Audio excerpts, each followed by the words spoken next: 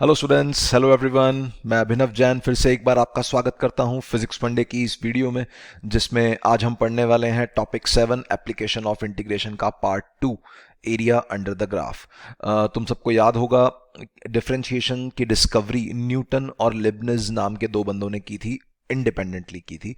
और उसकी वजह क्या थी? किसी भी ग्राफ के अंदर स्लोप को रीड करने के लिए डिफरेंशिएशन का आविष्कार हुआ था।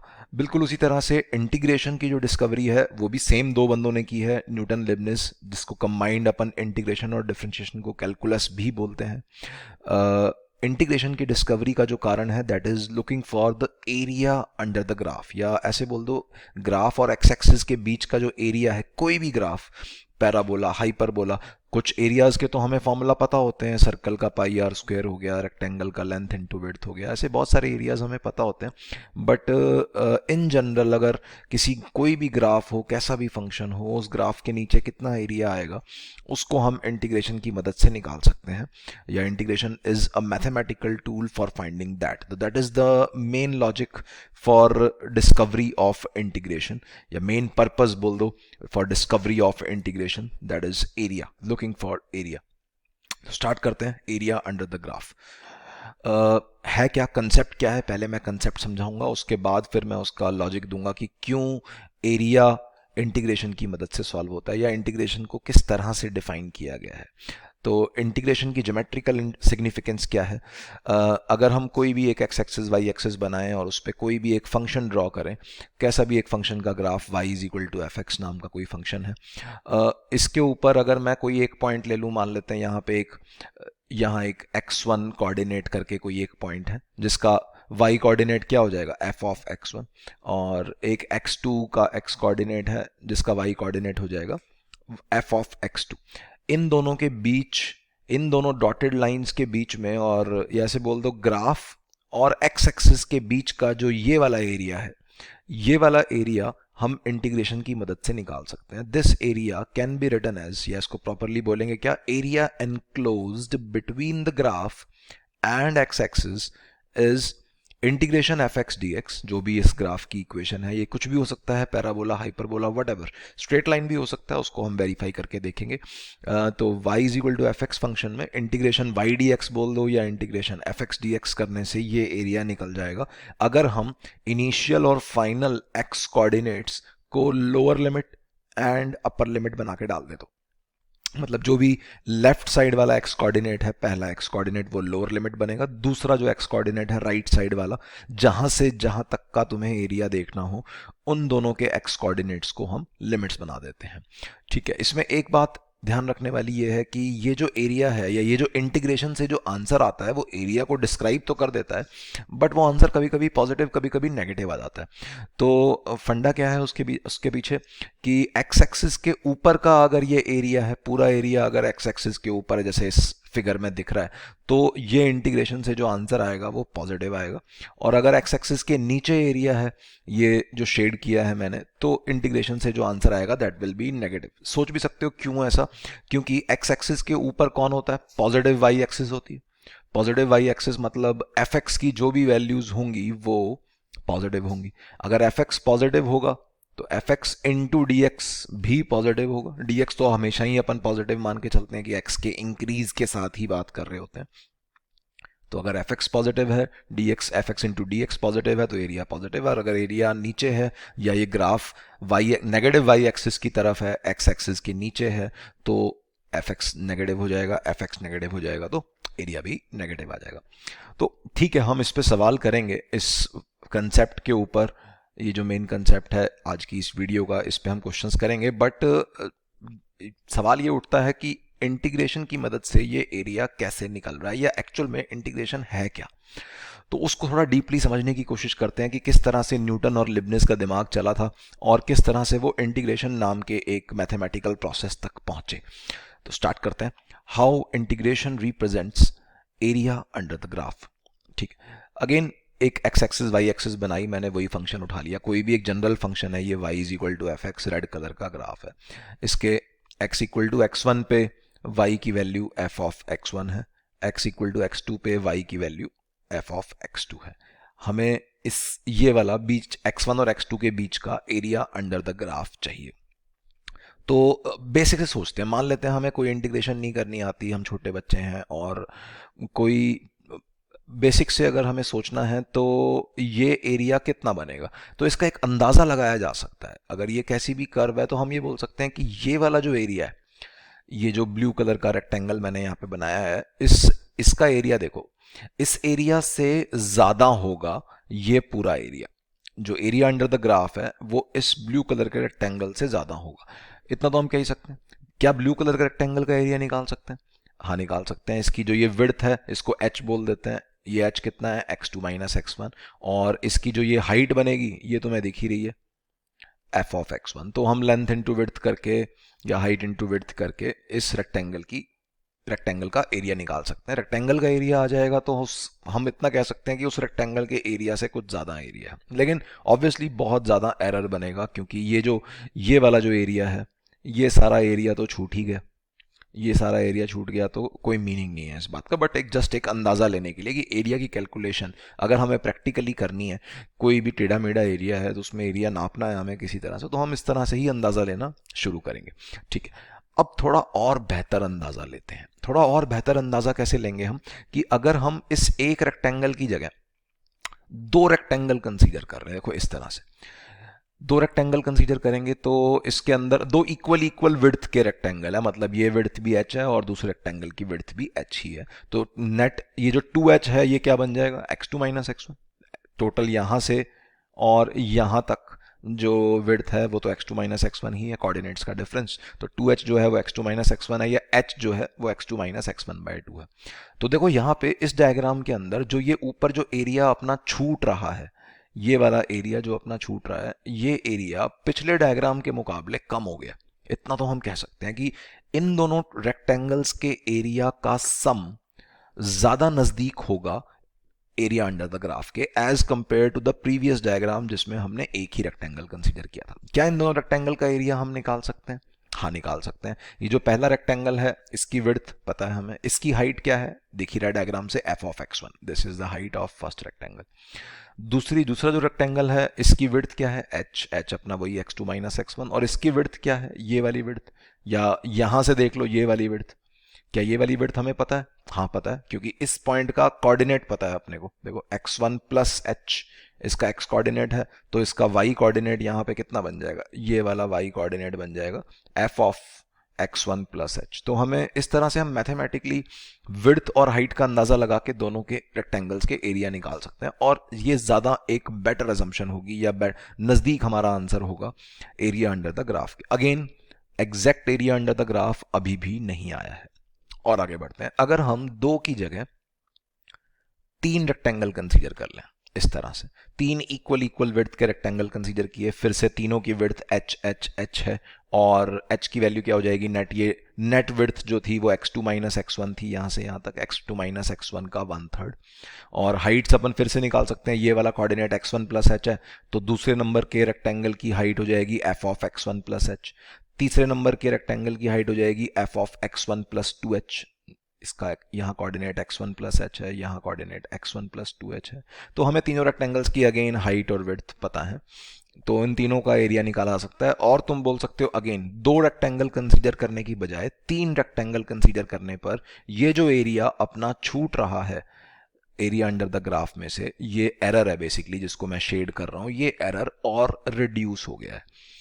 तो आई थिंक समझ में आ रहा होगा, जितने ज्यादा हम नंबर ऑफ रेक्टेंगल्स बढ़ा रहे हैं उतना हमारा एरिया जो छूटता है, जो एरर आता है एरिया में, एरिया कैलकुलेशन में, वो रिड्यूस हो जाता है। जैसे और देखो 6 रेक्टेंगल कंसीडर करें तो अब देखो ये बहुत छोटे ये कुछ रीजन्स छूट गए, बस बाकी सारा का सारा एरिया रेक्टेंगल्स में कवर अप हो गया।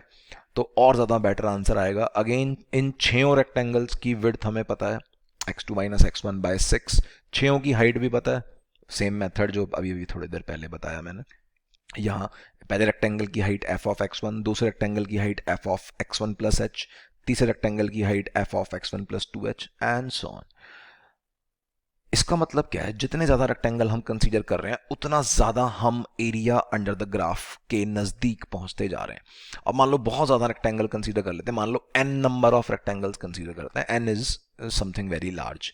जैसे ये देखो, यहाँ पे मैंने n रेक्टेंगल्स कंसीडर करें, गिनती गिनने की जरूरत नहीं है, फील करने की बात है कि देखो जितने ज्यादा रेक्टेंगल्स कंसीडर करेंगे, अब यहाँ जो ये एरिया छूटे हैं अपने रेक्टेंगल्स के बाहर जो एरिया आ रहे हैं और एरिया अंडर द ग्राफ में अभी भी पार्टिसिपेट कर रहे हैं, तो वो वाले एरिया काफी रिड्यूस हो गया और ऑलमोस्ट हमने सारा एरिया यहाँ पे रेक्टेंगल से भर दिया है। तो इन सब रेक्टेंगल्स का एरिया फिर से निकाला जा सकता है। अगर ये n रेक्टेंगल्स हैं तो width of each of the n rectangles is, total width कितनी है, x2 माइनस x1, वही सेम बात। तो n रेक्टेंगल्स की, हर रेक्टेंगल की विड्थ कितनी हो जाएगी, x2 minus x1 by n। Again सभी रेक्टेंगल्स की हाइट भी हमें पता है, सेम मेथड से जैसे अभी हमने निकाला। तो हम इन n रेक्टेंगल्स का एरिया का सम लिख सकते हैं। जैसे first rectangle h into x1, f x1, second rectangle का area h into f of x1 plus h, third rectangle का area h into f of x1 plus 2h, आखिरी rectangle का area h into f of x1 plus n minus one into h, यहां तक x1 plus n minus one into h आएगा। तो इस तरह से अपन सबका एक सम करके एक बड़ा सा लंबी सी टर्म आ जाएगी, एक सीरीज सी बन जाएगी। वो सीरीज की फॉर्म में हम इन सभी रेक्टेंगल्स का एरिया लिख सकते हैं। लेकिन फिर भी अब तुम बोलोगे कि सर अभी भी कुछ ना कुछ एरिया तो छूट ही गया है, थोड़ा बहुत एरर तो अभी भी है, ये वाला एग्जैक्ट एरिया अंडर ग्राफ तो अभी भी नहीं आया। अब उसके लिए हमारे पास एक हथियार है। कैसे, ये जो n है, ये n को अगर मैं इन्फिनिटी को टेंड करवा दूं, देखो इन्फिनिटी अगेन अनइमेजिनेबल है, बट फिर भी अगर हम इमेजिन करने की कोशिश करें तो अगर ये इनफाइनाइट रेक्टेंगल्स हो जाएं, अगर ये इनफाइनाइट रेक्टेंगल हो जाएंगे तो इनकी थिकनेस क्या होगी, इनकी विड्थ क्या होगी। अगर यहाँ डिनोमिनेटर में इन्फिनिटी आ गया तो ये h जो है ये टेंडिंग टू जीरो हो जाएगा, मतलब ये बिल्कुल पतले पतले हेयर लाइन जैसे रेक्टेंगल्स होंगे। और जब ये बिल्कुल पतले पतले हेयर लाइन जैसे रेक्टेंगल्स होंगे तो ये जो ग्रीन कलर का जो एरिया मैं शेड कर रहा हूं हर डायग्राम में, ये खत्म हो जाएगा, बिल्कुल ही खत्म हो जाएगा अगर n टेंडिंग टू इन्फिनिटी कर दें तो n टेंडिंग टू इन्फिनिटी करने पे रेक्टेंगल्स के एरियाज का सम हमें net area under the graph दे देगा। अभी तक मेरे को, मैंने पूरी स्पीच के अंदर कहीं इंटीग्रेशन नाम का शब्द यूज नहीं किया। ये इंटीग्रेशन कहां से आई है उस बात को मैं एक्सप्लेन कर रहा हूं। तो हर एक रेक्टेंगल का एरिया निकालना है where n tends to infinity. तो लिख भी देते हैं, when n tends to infinity width of each rectangle becomes, h को ही मैं dx बोल रहा हूं यहां पे, अगर n इन्फिनिटी को टेंड होगा तो h जो है वो dx को टेंड हो जाएगा, या dx is tending to zero, h जो है dx के बराबर हो जाएगा। और एरिया ऑफ ईच रेक्टेंगल कितना होगा, जैसे मान लो यहां से किसी भी x कोऑर्डिनेट पे या x डिस्टेंस पे ये वाला रेक्टेंगल कंसीडर कर रहे हैं, तो इस रेक्टेंगल की हाइट क्या बनेगी, इस रेक्टेंगल की हाइट हो जाएगी सिंपली fx। तो किसी भी x डिस्टेंस पे रेक्टेंगल की हाइट fx है। fx इंटू dx क्या शो कर रहा है, fx into dx is representing the area of one rectangle when width of rectangle is very small, या ऐसे बोल दो number of rectangles are very large, n is tending to infinity। तो fx dx is area of one rectangle। अच्छा, अब total area of all rectangles when n tends to infinity, n की terms में हम एक सीरीज बना के सबका एरिया लिख सकते हैं। इतनी मैथ्स में अपन डेप्थ में जा नहीं रहे, मैं इंटीग्रेशन को डिफाइन मैथमेटिकली नहीं कर रहा हूं, बस मैं अंग्रेजी में लैंग्वेज में समझा रहा हूं कि इंटीग्रेशन का मीनिंग क्या है। तो जब n टेंडिंग टू इंफिनिटी हो जाएगा, number of rectangles tending to infinity हो जाएंगे, सब पतले पतले हेयर लाइन रेक्टेंगल जैसे होंगे, तो हर एक रेक्टेंगल का एरिया होगा fx dx, और उन सब रेक्टेंगल्स के एरियाज के सम को बोला जाता है, डिफाइन किया जाता है इंटीग्रेशन fx dx। तो आई होप यहां समझ में आ रहा होगा इंटीग्रेशन fx dx एक्चुअल में है क्या। You can say n rectangles के एरिया का सम, सिग्मा बोल सकते हो, ये सिग्मा सिंबल बचपन में यूज करते थे, ये सिग्मा सिंबल फाइनाइट चीजों को ऐड करने के लिए यूज किया जाता है। तो पहले n रेक्टेंगल्स के एरिया का सम लिख सकते हैं हम सिग्मा की टर्म्स में, और अगर हम इस सिग्मा के बाहर n की वैल्यू को इन्फिनिटी को टेंड करवा दें तो यही सिग्मा इंटीग्रेशन का रूप ले लेता है। ठीक है, मतलब sigma is used, this sigma is used for adding finite quantities, and this integration symbol is used for adding infinite quantities of small values. Symbol used to represent addition of finite number of quantities is sigma. जैसे 100 quantities, 200 quantities add करनी है, 1000 quantities add करनी है, कोई भी एक finite number quantities add करनी है, तो this is the symbol use, जो बचपन में 10th क्लास तक तुमने काफ़ी यूज़ किया है. और symbol used to represent addition of infinite number of small quantities is called as integration. तो इंटीग्रेशन, अब इंटीग्रेशन एक्स डी एक्स जो है वो एक्स स्क्वायर बाई 2 क्यों है, इस बात को अपन मैथमेटिकली प्रूव कर सकते हैं. क्लास 12th के अंदर बच्चे जब जाएंगे उनको बेसिक मेथड से, जो मैंने ये बात यहाँ पे बताई है, इसी मेथड से एडिशन करके और फिर लिमिट लगा के, एन टेंडिंग टू इन्फिनिटी की लिमिट लगा के, वो integration of x D x को एक्स स्क्वायर बाई 2 प्रूव करना जान लेंगे. लेकिन फिजिक्स में उसकी कोई रिक्वायरमेंट नहीं है, हमने कुछ फॉर्मूले वैसे ही याद कर लिए हैं, तो अपन काम को आगे बढ़ाते हैं. तो आई होप यहाँ समझ में आ रहा होगा. ये एफ एक्स डी एक्स जो हम बार बार लिखते थे, एफ एक्स क्या है, रेक्टेंगल्स का वाई कोऑर्डिनेट है और या हाइट है, और डी एक्स क्या है, उन रेक्टेंगल्स की विड्थ है, और इंटीग्रेशन का मतलब है ऐसे ऐसे इनफाइनाइट रेक्टेंगल्स को हम के एरिया को हम ऐड कर रहे हैं. तो एरिया अंडर द ग्राफ निकालने के लिए ही इंटीग्रेशन का आविष्कार हुआ. यहां से ये साबित हो रहा है. इसको यूज करना सीखते हैं अब अपन. Illustration number 1. सबसे पहला, अगर मैं सारी बातें सच बोल रहा हूं इस वीडियो के अंदर, तो ऑब्वियसली ट्राइंगल का एरिया हाफ बी एच होता है, इस बात का प्रूफ भी हो जाएगा इंटीग्रेशन की मदद से. Determine the equation of straight line. यहाँ पे किया क्या है, एक एक्स वाई एक्स एक्सिस है, एक्स वाई एक्सिस में एक स्ट्रेट लाइन बनी हुई है रेड कलर की. ठीक है, ये स्ट्रेट लाइन का जो एक्स इंटरसेप्ट है वो बी दे रखा है, वाई इंटरसेप्ट जो है वो एच दे रखा है, ये बी और एच गिवन है. तो सबसे पहले हमें स्ट्रेट लाइन की इक्वेशन निकालनी है. ठीक है, जैसे हमने सीखा straight line functions and graph वाली वीडियो में, बेसिक मैथ्स में. तो हाफ इस स्ट्रेट लाइन की इक्वेशन निकालेंगे, कुछ y is equal to m x plus C format की आएगी, और उसके बाद इस स्ट्रेट लाइन का नीचे का जो एरिया है, ये वाला जो एरिया है, इस एरिया को हम इंटीग्रेशन की मदद से निकालेंगे, और प्रूव करना है कि ये वाला जो एरिया है, area enclosed by the graph and x axis is half b h, जो ऑब्वियस भी है, आना भी चाहिए सबको. ये बात तो पता ही है कि ट्राइंगल का area half base into height होता है, तो ये ट्राइंगल का एरिया हाफ बी एच बनना चाहिए. इस बात का सबूत इंटीग्रेशन की मदद से देखते हैं. तो सबसे पहले equation of straight line. Equation straight line की लेट कर लेते हैं कुछ. Let equation of straight line is y is equal to m x plus c. y equal to m x plus c जैसे ही मैंने माना, तो अब इसके अंदर मुझे करना क्या है, अगर ये स्ट्रेट लाइन की इक्वेशन है, तो इस स्ट्रेट लाइन पे लाई करने वाले पॉइंट्स के कोऑर्डिनेट्स इस इक्वेशन को सेटिस्फाई करने चाहिए. जैसे इस पॉइंट को देखो ध्यान से, इस पॉइंट का कोऑर्डिनेट कितना है, x कोऑर्डिनेट इस पॉइंट का 0 है, y कोऑर्डिनेट h है. इस पॉइंट का x कोऑर्डिनेट b है, y कोऑर्डिनेट 0 है.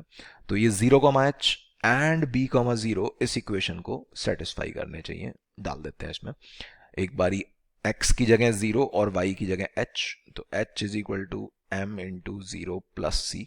यहां से अपने पास c की वैल्यू आ गई h, और एक बारी x की जगह b एंड y की जगह 0, तो 0 is equal to m into B plus C. तो यहां से m की वैल्यू सॉल्व हो गई, m is equal to minus c by b, या c तो पहले ही आ चुका था अपना, तो that is minus h by B. तो therefore equation of the straight line is y is equal to m की जगह minus H by B times X plus c.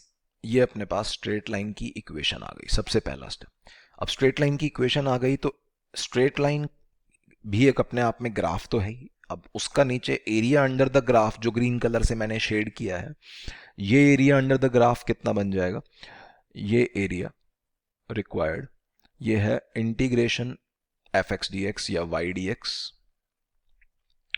y अपने को पता है इन टर्म्स ऑफ x, बाद में डाल देंगे. और लिमिट्स क्या लगेंगी, पहला जो पॉइंट है जहां से एरिया शुरू हो रहा है उसका x कोऑर्डिनेट देखो, क्योंकि इंटीग्रेशन x के रिस्पेक्ट में हो रही है, तो इस पॉइंट का x कोऑर्डिनेट, इस a नाम के पॉइंट का x कोऑर्डिनेट क्या है 0, और इस b नाम के पॉइंट का x कोऑर्डिनेट है स्मॉल b. तो इंटीग्रेशन की जो लिमिट्स लगेंगी वो कहां से कहां तक लगेंगी, 0 से लेकर स्मॉल b तक. 0 से लेकर स्मॉल b तक। अब ये जो एरिया है ये हाफ बी एच बनना चाहिए, अदरवाइज जो भी हम पढ़ रहे हैं वो गलत साबित हो जाएगा।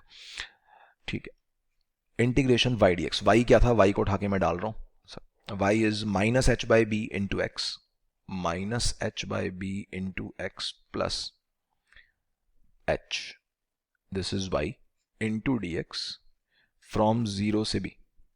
तो ये बन रहा है, फर्स्ट इंटीग्रेशन में माइनस एच बाई बी बाहर बैठा रहेगा, कांस्टेंट है, एक्स की integration x square by 2 plus h, अकेला एच है, एच इंटीग्रेशन से बाहर, एच इंटू 1 रीड कर सकते हैं इसको, तो 1 की इंटीग्रेशन एक्स फ्रॉम 0 से b।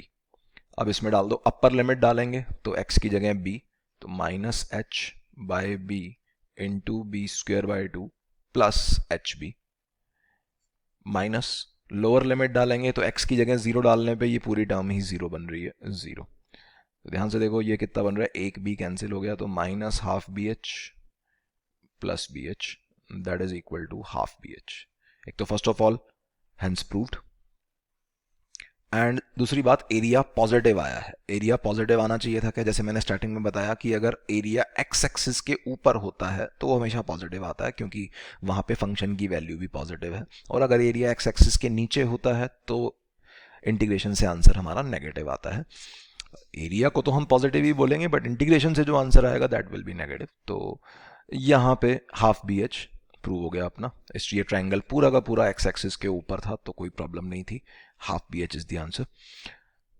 आई होप समझ में आ रहा होगा। मतलब ऑब्वियसली अब हम गधे थोड़ी ना है कि ये एरिया कभी अगर एग्जाम में आएगा तो ऑब्वियसली हम ट्रायंगल का रटा रटाया फॉर्मूला यूज करेंगे और हाफ बी एच लिखेंगे। ऑब्वियसली गधों की तरह से इंटीग्रेशन थोड़ी ना करते रहेंगे। बस जस्ट ये तुम्हारे कंफ्यूजन को दूर करने के लिए था कि इंटीग्रेशन की मदद से एरिया सचमुच डिराइव हो जाता है या नहीं हो जाता। तो कुछ जाने पहचाने फॉर्मूले अगर हम डिराइव कर लें तो उससे हमें कंसेप्ट क्लैरिटी मिलती है, जिसकी वजह से मैंने ये इलस्ट्रेशन यहाँ पे लिया। आगे आते हैं, illustration number 2, draw graph of a function y is equal to x square minus x। हमने इस तरह के ग्राफ्स पहले भी बहुत डील कर चुके हैं पुरानी वीडियोस में। And hence find the area enclosed by the graph and x axis. तो ये शक्ल कौन सी है, इक्वेशन का ग्राफ कैसा बनेगा, यहाँ पे parabola, A X square plus B X plus C format की इक्वेशन है, तो graph will be a parabola. अब पैराबोला का एरिया बचपन की किसी भी क्लास में रटवाया नहीं जाता, ठीक है, ना ही कोई रटने वाली चीज़ है। पैराबोला कितना एरिया इनक्लोज करेगा किसी स्ट्रेट लाइन के साथ, ऐसा कोई फॉर्मूला ना मुझे पता ना ही तुम्हें रटना।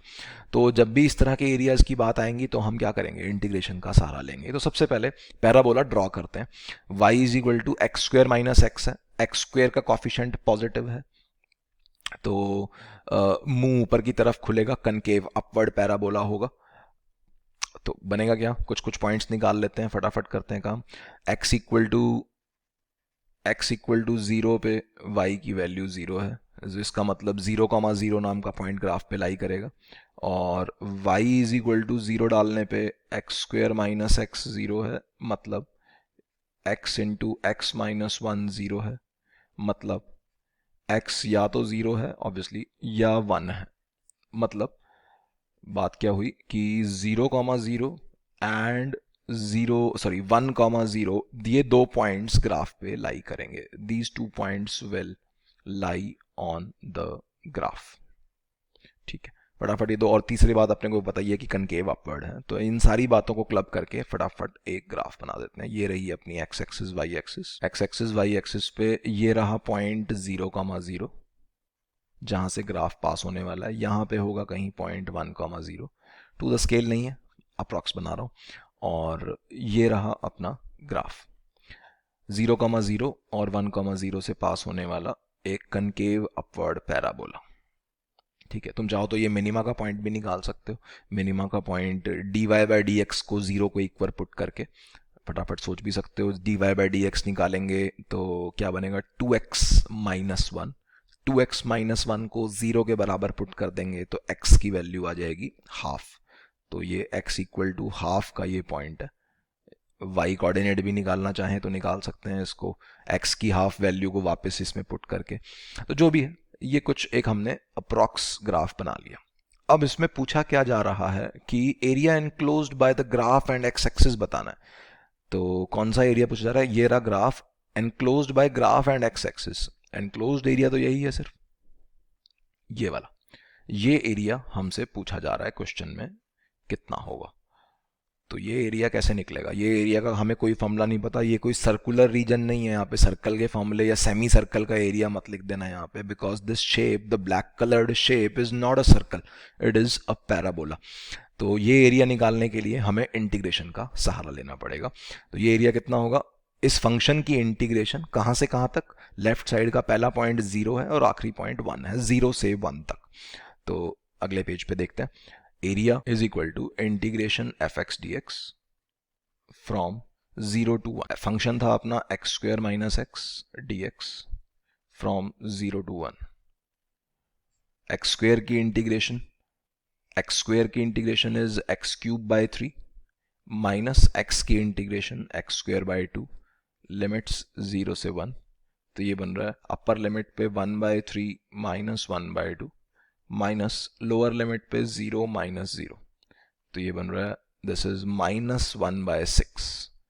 अब माइनस आ गया, माइनस क्यों आया दोबारा से चेक करो, देखो पूरा का पूरा ये एरिया एक्स एक्सिस के नीचे था, इस बात को इंटीग्रेशन दर्शा रहा है। तो ये एरिया, आंसर क्या बोलेंगे, एरिया पूछा था आंसर में, कोई इंटीग्रेशन की वैल्यू तो पूछी नहीं थी, तो एरिया का आंसर हम हमेशा पॉजिटिव ही देंगे। बस माइनस साइन रिप्रेजेंट क्या कर रहा है, तो area is below X axis. तो answer is 1/6 square units. Answer is 1/6 square units. Square units का मतलब क्या है, एक्स और वाई की यहाँ कोई यूनिट्स तो मेंशन थी नहीं, तो x की यूनिट जो भी होगी और y की यूनिट जो भी होगी उन दोनों यूनिट्स की मल्टीप्लिकेशन, ठीक है। क्योंकि इसकी लेंथ और विड्थ जो भी हैं, इन इस एरिया के जो डायमेंशंस हैं वो x और y की टर्म्स में ही नापे जा रहे हैं। x और y की यूनिट्स यहाँ पे कुछ मेंशन नहीं है, अभी फिजिक्स शुरू नहीं हुई। अगर फिजिक्स में ये सवाल होता, मान लो y एक्सिस पे लिखा होता कुछ फोर्स और x एक्सिस पे कुछ लिखा होता मान लो टाइम, तो एरिया की यूनिट क्या बनती, एरिया की यूनिट मीटर स्क्वायर नहीं बनती उस केस में, एरिया की यूनिट बनती फोर्स की यूनिट मल्टीप्लाइड बाय टाइम की यूनिट, ठीक है। यहां मान लो वाई एक्सिस की जगह लिखा हुआ है प्रेशर, एक्स एक्सिस की जगह लिखा हुआ है मान लो वॉल्यूम, तो इस ये जो शेडेड एरिया है इसकी यूनिट क्या बनेगी, इसकी यूनिट बनेगी प्रेशर की यूनिट मल्टीप्लाइड बाय वॉल्यूम की यूनिट, मतलब पास्कल इनटू मीटर क्यूब, ठीक है। आई होप समझ में आ रही होंगी चीजें, और देखते हैं आगे बढ़ते हैं। अगला सवाल, power P in watts delivered by a motor is changing with time as shown in the graph। Time जो है वो मिनट्स में है, ये लिखा हुआ है। तो पावर और टाइम के बीच में कुछ स्ट्रेट लाइन ग्राफ दिया हुआ है। ये ग्राफ कहना क्या चाह रहा है, जब मोटर स्टार्ट हुई t = 0 पे, तो मोटर की पावर 1000 वाट थी और 40 मिनट तक मोटर चली। 40 मिनट तक मोटर जब चली तो पावर जो है, मोटर ने जो पावर डिलीवर करी वो 1000 से धीरे धीरे बढ़ते हुए 1200 वाट तक, मतलब 1000 और 1200 वाट के बीच में मोटर ने काम किया, ग्रेजुअली इंक्रीजिंग पावर के साथ या लीनियरली इंक्रीजिंग पावर के साथ, ठीक है। तो बताना है फाइंड वर्क डन ब्रैकेट में W by this motor during these 40 minutes. इस मोटर ने कितना वर्क किया 40 मिनट के दौरान। तो ये प्रॉपर अब फिजिक्स का क्वेश्चन है और हिंट दे रखा है, जिसको वर्क पावर कुछ याद नहीं है उनको, उन बच्चों के लिए मैंने हिंट दिया हुआ है। एक ही हिंट है, लैंग्वेज में हिंट है, that is rate of doing work is called as power. तो सबसे पहले इस अंग्रेजी की इस स्टेटमेंट को मैथ्स में कन्वर्ट करना आना चाहिए। Rate of doing work is called as power, इस बात का मतलब क्या हुआ, इस बात का मतलब हुआ P = dW/dt। First of all, कई बार मैं बोल चुका हूं, जब भी रेट शब्द फिजिक्स में या अंग्रेजी में कहीं भी दिखाई दे, that means a differentiation with respect to time. अगर विद रिस्पेक्ट टू कुछ और लिखा हुआ है तो फिर with respect to that, otherwise कुछ नहीं लिखा तो with respect to time differentiation. तो rate of doing work is called as power, तो पावर है dW/dt। अब पावर और टाइम का तो ग्राफ दिया हुआ है, वर्क पे क्वेश्चन है, जिस चीज पे क्वेश्चन होगा उसको हम सेग्रीगेट कर लेंगे इसमें से। मतलब dW क्या हो गया, dW हो गया pdt, क्योंकि W पे क्वेश्चन था तो W को मैंने अलग रखा, dW की टर्म को। अब दोनों साइड अगर इंटीग्रेशन का सिंबल लगाएंगे तो dW की इंटीग्रेशन W और W आ रहा है इंटीग्रेशन pdt। ये अगर हमें पावर का फंक्शन पता होता तो हम उस फंक्शन को यहां डाल देते और 0 से लेकर 40 मिनट तक उसे इंटीग्रेट कर देते, लेकिन फंक्शन दे नहीं रखा यहाँ पे क्वेश्चन में, तो अब क्या करें। अब अभी हमने इस वीडियो में क्या बात सीखी है कि integration of any function into dx या dt whatever is area under the graph. मतलब integration y dx is area under yx graph या area between yx graph and x axis. तो इंटीग्रेशन pdt को मैं कैसे लिखूंगा? इंटीग्रेशन pdt का मतलब है एरिया अंडर या area between pt graph and time axis. सोच लो आराम से. इंटीग्रेशन y dx अगर लिखा होता है उसका मतलब होता है area between yx graph and x axis. Integration pdt लिखा हुआ है तो इसका मतलब area between pt graph and t axis. अब सवाल को पूछने के देखो दो तरीके थे यहाँ पे. एक सवाल को ऐसे पूछा जा सकता है कि power as a function of time दे रखा हो, कोई ग्राफ दिया ही ना हुआ हो, ग्राफ बनवाने के लिए बोल रखा हो या वर्क निकालने के लिए बोल रखा हो. तो उस केस में तो सिंपली हम यहाँ फंक्शन पुट करेंगे, टाइम की लिमिट्स 0 से लेकर 40 मिनट्स तक लगा देंगे. लोअर लिमिट पे 0, अपर लिमिट पे 40 मिनट. दूसरा तरह का जो क्वेश्चन था वो ये था जो मैंने यहाँ पूछा. यहाँ पे फंक्शन गिवन नहीं है. तो अब एक तरीका ये है कि स्ट्रेट लाइन की इक्वेशन निकालो. उस स्ट्रेट लाइन की इक्वेशन को निकाल के पावर और टाइम की टर्म्स में यहाँ पे power as a function of time put कर दो और फिर इंटीग्रेट करो. बट इतना सारी मेहनत करने की अपने को लोड नहीं है. क्योंकि ये इंटीग्रेशन हमने अभी पहले क्वेश्चन में वेरीफाई कर ली कि भाई स्ट्रेट लाइन अगर ग्राफ है तो स्ट्रेट लाइन के जो नीचे एरिया आता है वो ट्रायंगल, रेक्टेंगल, ट्रेपेजियम जैसी फिगर्स बनती हैं. उनके एरिया तो हमें वैसे ही निकालने आते हैं, बार बार इंटीग्रेशन करने की क्या जरूरत है हमें. तो इस स्ट्रेट लाइन की इक्वेशन निकाल के और इंटीग्रेशन के फंक्शन में डालने की कोई लोड नहीं है. सिंपल सवाल हो गया. ये एरिया ही हमारा आंसर है. ये area, this shaded area is our answer. तो इस तरह से हम आने वाली फिजिक्स के अंदर इस तरह से हम इस एरिया अंडर द ग्राफ के कंसेप्ट को यूज करने वाले हैं. उसका जस्ट एक बेसिक एग्जांपल है ये क्वेश्चन. तो ये एरिया कितना होगा? ट्रेपेजियम का एरिया जिस बच्चे को याद नहीं है उसके लिए मैं ये कर देता हूं कि इसको दो टुकड़ों में तोड़ देते हैं. एक नीचे ये रेड लाइन, डॉटेड लाइन बना रहा हूं. इस रेड लाइन के नीचे का रेक्टेंगल अलग हो गया और ऊपर का ट्राइंगल अलग हो गया. और पूरा का पूरा एरिया टी एक्सिस के ऊपर ही है तो पॉजिटिव ही लिखेंगे हम. तो ये क्या बन रहा है? रेक्टेंगल का एरिया हो गया 1000 इसकी हाइट है और 40 इसकी विड्थ है. तो 1000 यूनिट्स के साथ लिख देता हूँ मैं. 1000 वॉट इसका हाइट है और 40 मिनट इसकी विड्थ है. तो 1000 वॉट इंटू 40 मिनट. ये तो हो गया इस रेक्टेंगल का एरिया, दिस रेक्टेंगल. एंड जो ट्राइंगल बचा उसका area half base into height. वो हाफ बेस इंटू हाइट में बेस कितना है? बेस है 40 मिनट और हाइट है 200. ये वाली हाइट ध्यान से देखो. 1200 माइनस 1000, दिस इज 200.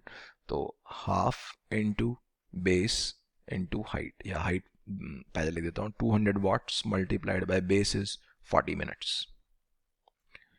तो ये कितना बन रहा है? This is coming out to be work done is equal to, ये हो गया 40,000 प्लस ये हो गया 100 इंटू 40. 100 into 40 is 4000. तो that is 44,000 watt into hour. ठीक है. चाहो तो इसको SI यूनिट्स में कन्वर्ट कर सकते हो. तो ये बन जाएगा 44,000 वॉट. तो अपने आप में SI यूनिट ही है पावर की. घंटे जो हैं वो यूनिट्स नहीं है, SI यूनिट नहीं है टाइम की. तो इसको इतना वॉट इंटू 1 आवर को मैं लिख सकता हूँ 3600 सेकेंड्स. एक घंटे में 60 मिनट, एक मिनट में 60 सेकंड. तो नेट एक घंटे में 3600 सेकेंड्स हो गए. तो ये बन गया 44,000 मल्टीप्लाइड बाय 3600. और वॉट इनटू सेकंड को बोलते हैं जूल. कुछ बातें अगर 9th क्लास की याद हो तो पावर की यूनिट इनटू टाइम की यूनिट, दोनों SI यूनिट्स की multiplication is called as joule. तो 44 इंटू 36 करके आगे सॉल्व कर सकते हो और this is the answer. Simply last step मैं नहीं कर रहा हूं. This is our answer. I hope समझ में आई होंगी आज की इस वीडियो में चीज़ें. एरिया अंडर द ग्राफ हम किस तरह से यूज़ करते हैं फिजिक्स में, and area under the graph क्यों इंटीग्रेशन की मदद से लिखा जा सकता है, या इंटीग्रेशन किस तरह से डिफाइंड है.